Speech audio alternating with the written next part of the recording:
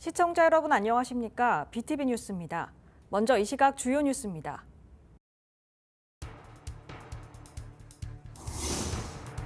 지난해 대구에서 의무 휴업일을 평일로 바꾼 이후 지역 상권이 활성화되는 효과가 나타난 가운데 부산에서도 대형마트와 전통시장의 상생 움직임이 나오고 있습니다. 부산 동구 초량동에 있는 다대첨사 윤흥신 장군의 석상이 철거되고 동상이 세워졌습니다. 새로운 모습의 동상을 소개합니다.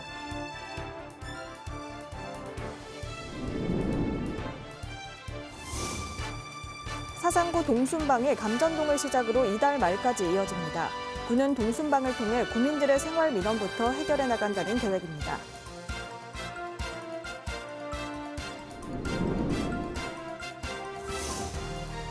지난해 준공식을 가진 남구 국민체육센터 이관의 정식 개관이 늦어질 전망입니다. 공사 대금이 체불된 게 문제입니다.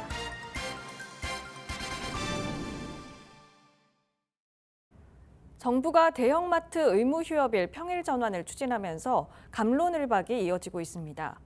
지난해 대구에서는 의무 휴업일을 평일로 바꾼 이후 지역 상권이 활성화되는 효과가 나타났는데요. 부산에서도 대형마트와 전통시장의 상생 움직임이 시작됐습니다. 박재한 기자입니다. 대구시는 지난해 2월부터 대형마트 의무 휴업일을 둘째, 넷째 주 월요일로 바꿨습니다. 전국 7개 광역지자체 가운데 소속 기초단체 모두 동참한 첫 사례입니다.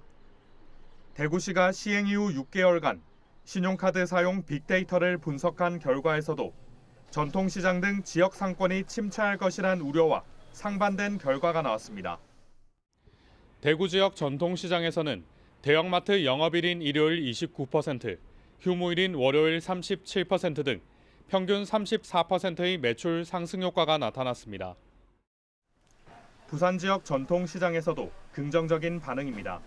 주차장 공유와 전통시장 물건을 입점시키는 등 대형마트가 가진 인프라를 공유해 온라인 시장에 대응하겠다는 계획입니다. 지난해 부산 상공회의소가 시민 1,000명을 대상으로 한 대형마트 영업규제 인식조사에서도 대형마트 휴업으로 인한 반사이익은 온라인 유통으로 쏠린 것으로 나타났습니다. 처음에는 도움이 됐는데 지금은 또 쿠팡이나 이런 제복 배송을 하면서 전통시장도 어렵고 대형마트도 어렵다 아닙니까? 그래서 그런 게 서로 완화돼 가지고 서로 이제 상생을 하자 이런 기류가 많이 퍼졌습니다. 업무 효율을 그거를 이제 평일로 돌리고 하니까 서로 양쪽에서 다 좀 더 좋은 일이 좀 생기는 것 같습니다. 부산 지역에서도 대형마트와 백화점 등이 영업 부진으로 잇따라 폐점하는 등 오프라인 상권의 위기 속에 유통업계의 흐름이 바뀌고 있습니다. BTV 뉴스 박재한입니다. 부산 동구 초량에는 임진왜란 때 왜적과 맞서 싸우다 순직한 윤흥신 장군의 석상이 있는데요. 지난해 석상을 철거하고 새로운 동상을 만들어 세웠다고 합니다. 김석진 기자가 다녀왔습니다. 임진왜란이 발발한 1592년 4월 13일 부산 다대진에 있던 윤흥신 장군은 1차 침범한 왜군을 무찌르고 다음 날 2차 공격에 맞서 싸우다 숨졌습니다. 장군의 흔적은 다대진성이 있던 사구의 재단에 기록되어 있습니다. 부산시는 지난 1981년 동구 초량동에 석상을 건립해 추모하고 있습니다. 하지만 지난해 10월 석상이 철거됐습니다. 기존 동상은 계속적으로 녹물이 발생을 하고 그다음에 갈라진 현상이 있어가지고 관리에 어려움이 많았습니다. 그래서 동구에서 이제 시비 조금을 교부받아가지고 동상으로 재건립하게 됐습니다. 재건립된 동상은 기단을 포함해 높이가 11.4m에 이릅니다. 좌대를 뺀 동상의 높이만 3m가 넘습니다. 장군은 북한 쪽을 바라보고 있으며 왼손엔 활을 들고 오른손은 주먹 쥐고 있습니다. 장군의 복식과 무구는 전부 고증을 거쳐 당시 기준에 맞게 재현되었고 특히 갑옷은 임진왜란 격전지였던 동래읍성 해자에서 출토된 찰갑을 재현한 것으로 역사적 인물 동상에는 처음입니다. 동상 뒤편엔 장군의 일대기를 기록한 벽화도 건립됐습니다. 기존 석상에 있던 건립문과 명패는 따로 떼내 안내문 옆에 설치했습니다. 이 동상의 제작 기간은 11개월, 6억 원의 시비가 투입됐습니다.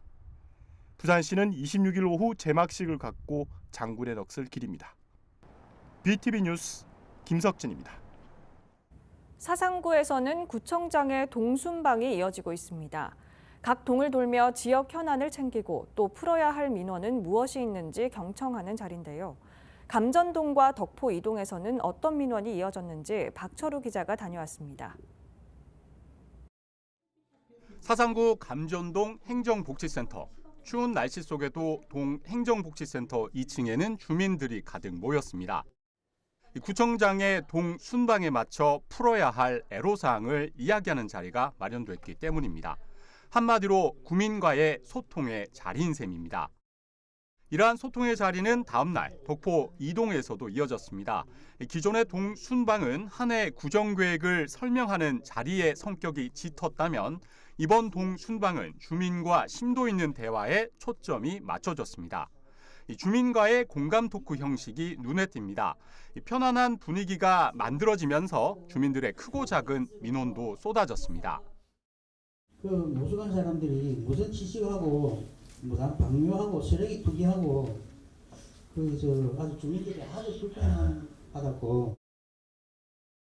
요양병원 골목이 색골목인데 거기 오르막길이 경사가 너무 심해서 통행하는 주민이 또 미끄러지거나 부상을 당하는 경우가 많습니다. 구청장도 즉답을 내놓으며 생활 민원부터 우선하겠다는 해답을 내놓습니다.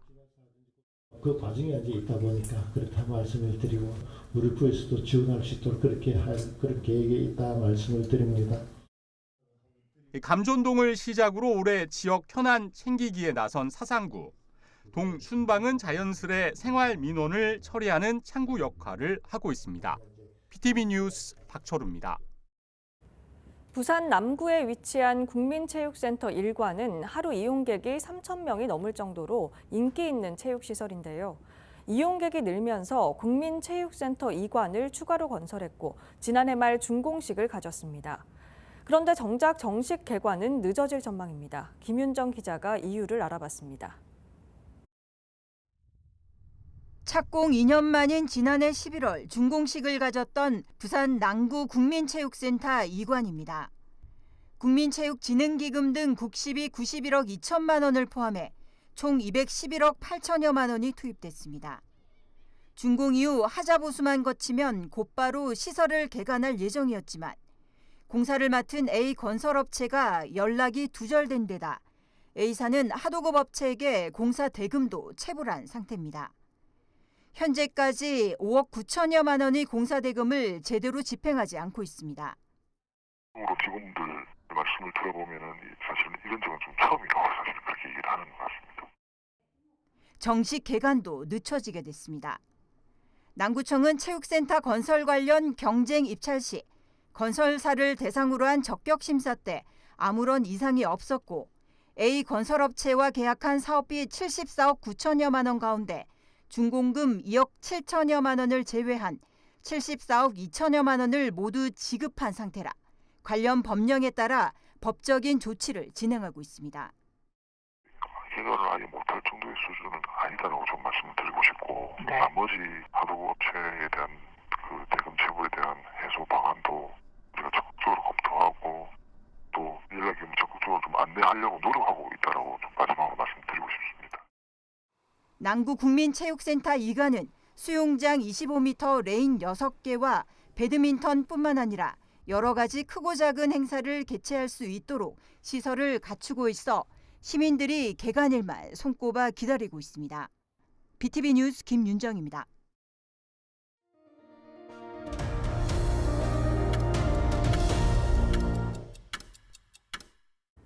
부산시는 설 명절을 맞아 코로나19 확산을 예방하기 위해 다음 달 8일까지 백신 집중 접종 기간을 운영합니다. 접종 권고 대상은 65세 이상 면역력이 떨어졌거나 감염 취약시설에 입원한 고위험군입니다. 백신 접종은 가까운 병의원이나 보건소에 백신이 있는지 확인 후 당일 접종이 가능하고 늦어도 3월 말까지 접종할 수 있습니다. 부산시 15분 도시 자문위원회가 지난 25일 부산 시티호텔에서 15번째 연차 총회를 개최했습니다. 이날 총회에는 박형준 시장을 비롯해 김수영 위원장과 자문위원 등 70여 명이 참석했고 유공자 포상과 올해 주요 업무 계획 보고 순으로 진행됐습니다. 자문위원회는 이번 연차 총회로 1기를 마무리하고 2기가 출범해 15분 도시 사업 성과 창출에 역점을 둘 계획입니다. 부산시 교육청은 지난해 교육부에서 실시한 학교급식 우수 사례 공모전에서 우수상을, 유아 영양 식생활 교육자료 공모전에서 최우수상을 수상했습니다. 시 교육청은 2022년 10월부터 5개 교육지원청에 소규모 사립유치원 급식관리 지원을 위한 전담 순회 영양교사를 1명씩 배치했습니다. 이들은 식단 작성과 영양관리, 위생 컨설팅, 학부모 교육 등을 지원해 현장에서 큰 호응을 얻었다는 평가입니다. 재난 발생 시 빠른 대응을 할 수 있게 사상구가 재난안전상황실 구축을 완료하고 본격 가동에 들어갔습니다. 자연재해와 각종 사고에 보다 체계적으로 대응할 수 있을 것으로 보입니다. 박철우 기자입니다. 이 사상구 재난안전상황실입니다. 기존 작은 모니터 4대만 있던 상황실이 화질이 뛰어난 12대의 모니터가 설치된 상황실로 새롭게 바뀌었습니다. 여기에 부산시와 사상구에서 설치한 CCTV만 31대, 사상구 지역에 설치된 방범과 산림 등 CCTV 879대와 합치면 900대 이상의 CCTV 영상을 상황실에서 실시간으로 볼 수 있습니다. 한마디로 재난재해 발생 시 컨트롤 타워 역할을 할 수 있는 곳입니다. 올해부터 이제 여기서 우리가 당직을 24시간 이제 하게 되는 그 체제로 해서 재난 상황을 유지 관리하도록 이제 그렇게 됐다는 말씀을 드립니다. 이 구축된 시스템을 살펴보면 부산시와 기상청, 낙동강 홍수 통제소 등 유관기관과 연계한 데이터 자료 수신이 가능합니다. 긴급 사태 발생 시 신속한 상황 판단과 대응이 가능합니다. 범죄에 대해서는 우리 주민이 안전할 수 있도록 하는 기본이고요. 가용 경력을 총동원해서 예방도 하고 대응도 하고 그래서 사상 주민이 안전할 수 있도록 더욱더 노력하도록 하겠습니다. 경찰과 소방도 이번 재난안전 상황실 구축으로 재난재해 발생 시 상황 관리 등 발빠른 대응이 가능할 것으로 기대하고 있습니다. 재난 예경보 시스템이라든가 또 재난 감시 CCTV가 좀 더 많았으면 더 좋지 않았을까. 사상구는 CCTV 관제센터와 재난안전 상황실을 연계해 보다 촘촘한 안전망을 구축할 방침입니다. 한편 사상구는 지난해 폭우로 60대 여성이 학장천을 걷다 실종돼 구민안전에 구멍이 뚫리기도 했습니다. BTV 뉴스 박철우입니다. 부산형 늘봄 프로젝트를 통해 새 학기부터 학교 안에 또 하나의 학교가 들어서게 되는데요.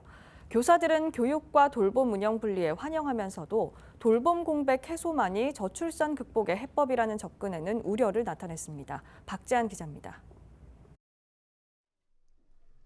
부산시 교육청은 올해 초등학교 1학년 희망학생을 대상으로 보육과 방과 후 교실을 결합한 부산형 늘봄 교실을 전면 도입합니다. 교사들이 우려하는 행정 업무 부담을 줄이기 위해 학교 행정지원본부가 교사 배치 등 늘봄 교실 행정 업무를 전담하게 됩니다. 하지만 저출산 극복을 위해선 보육뿐만 아니라 기업 유치와 일자리 확대 등 양방향 노력이 같이 이루어져야 한다는 지적입니다. 교육청만의 문제가 아니라 부산이 가지고 있는 도시적인 특성이 있다 보니까 그러한 것을 극복하고 저출산을 좀 타개하는 방향으로 나아가기 위해서 여러 방면으로 노력하고 있다라는 점은 긍정적이라고 보고 있습니다. 이렇게 돌봄 교실을 많이 만든다라는 것이 당장 저출산을 극복하는 데 키가 될 수 있을지 그것은 의문이라는 점에서 다소 아쉬운 마음이 듭니다. 교실 늘리기에만 치중하는 것도 문제로 지적됩니다. 부산에는 특수학교 부족으로 특수학교로 갈 상황의 학생들이 일반 학교로 들어가 어려움을 겪는 실정입니다. 중증 이상의 장애를 가진 학생들이 대다수인 특수학교에서는 방과 후 보육보다 개별 치료에 전념하고 있습니다. 수요가 있는 특수학급에 대한 증설에 대한 것은 논의가 크게 되고 있지 않은 상황인데 비해서 현재 가수요 정도에 그치는 돌봄 교실에 대한, 늘봄 교실에 대한 공간의 확보에만 급급하고 있다라는 것이 좀 안타까움이 들고 있습니다. 실제로 계속 말씀하시다시피 한 아이도 놓치지 않겠다라고 말씀을 하시는데 이러한 것이 왜 특수교육 대상자 아이들 그리고 학부모님들께는 조금 소외가 되고 있는 상황인지에 대해서 교육청이 다시 한번 재고해봐야 하지 않을까 생각이 듭니다.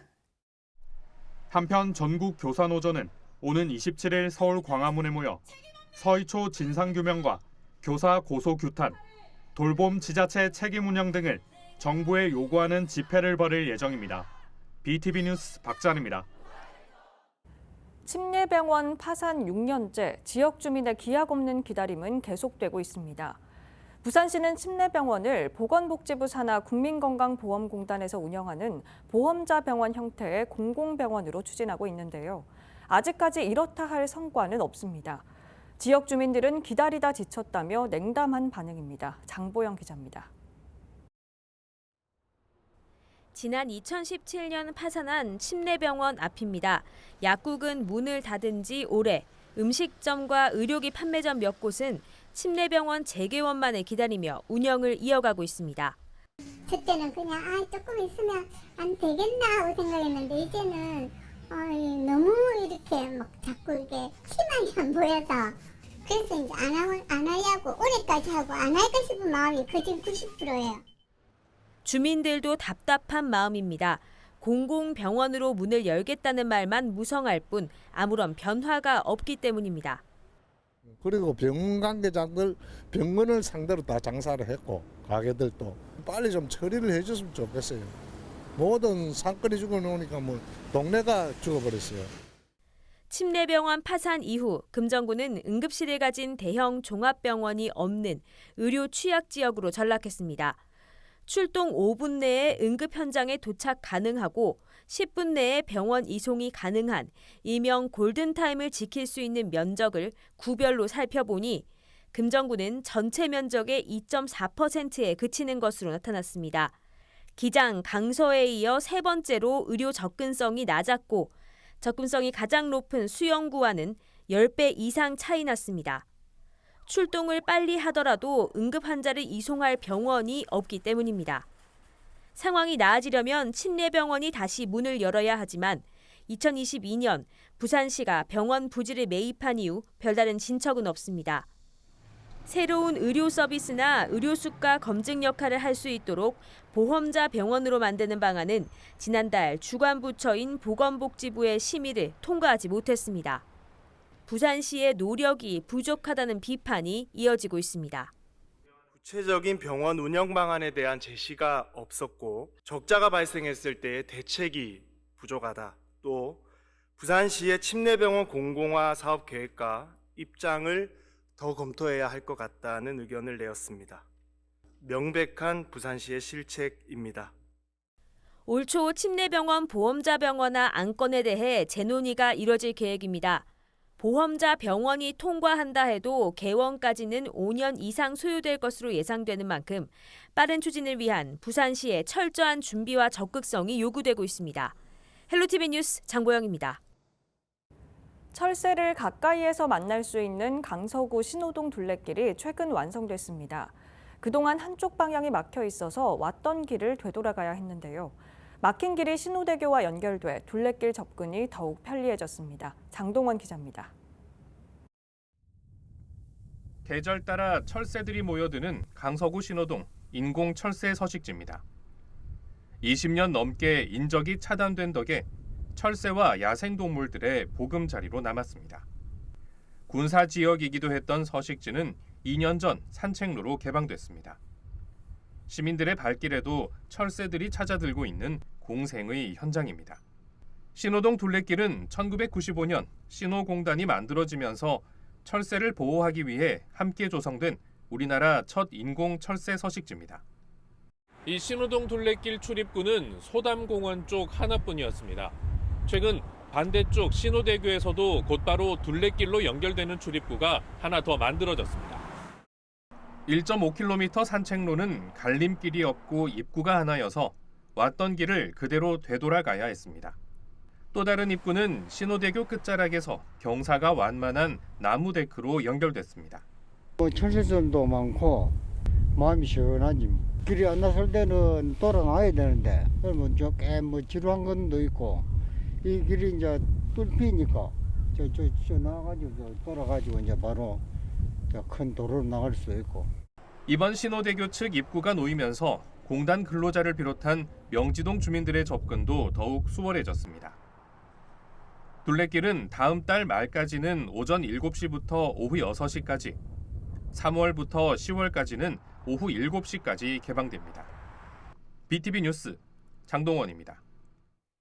사상구 감전동에는 주민들과 함께 500년의 세월을 함께 해온 나무가 있습니다.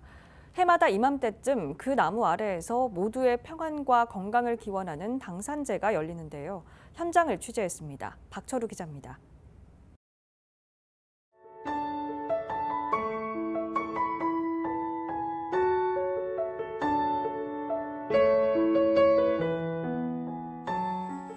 쌈지공원 중간에 우뚝 서 있는 나무.